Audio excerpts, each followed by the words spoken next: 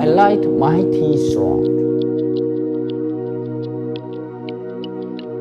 Every day I drink pour. It is my favorite tea. Neutral, it is good for the spirit and good for health.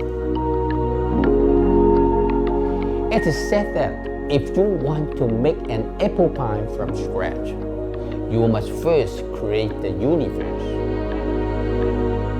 The same goes for a cup of tea, a jewelry piece, a sculpture, you and me. When I work on a creative idea, I question myself all the time. I ask myself, why? It is also important to find out how. For example, how to set the stones, how to build a solid structure, how to carve a light path, how to convey the story.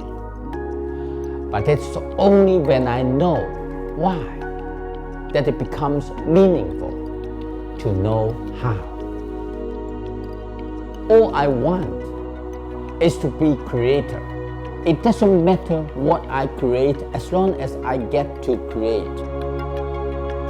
I began as a gemstone carving apprentice in 1973.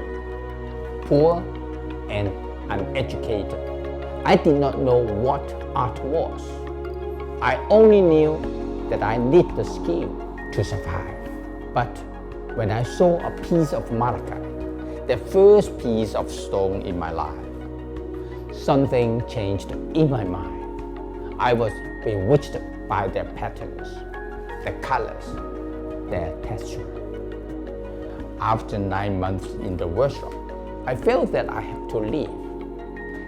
Their tasks were repetitive.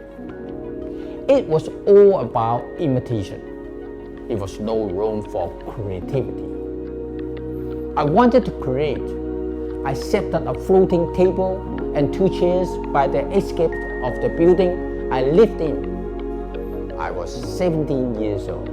After creating for 45 years, I am now 63 years old. My beard is long.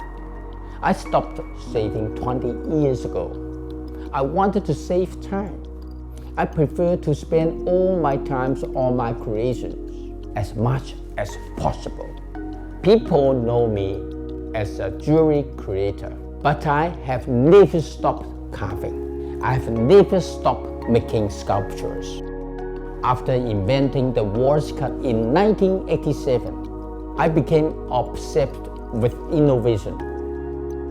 Today, I have titanium that is colorful, light, and bio-friendly for my jewelry and large-scale sculpture.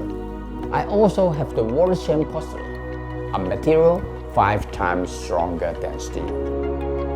I keep pushing until I see new light, new life. Porcelain is more than 2,000 years old, but it has always been fragile and breakable. I remember breaking a porcelain spoon at 5 years old and being punished by my grandmother for it. I did not cry.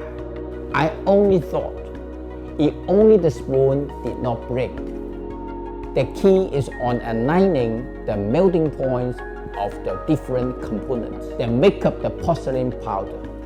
Each piece needs to be fired and carved repeatedly to fight the shrinkage that happens in the firing process. It took me 7 years to solve the mystery, and now with the Wallace Chan porcelain, I know my spoon will not break.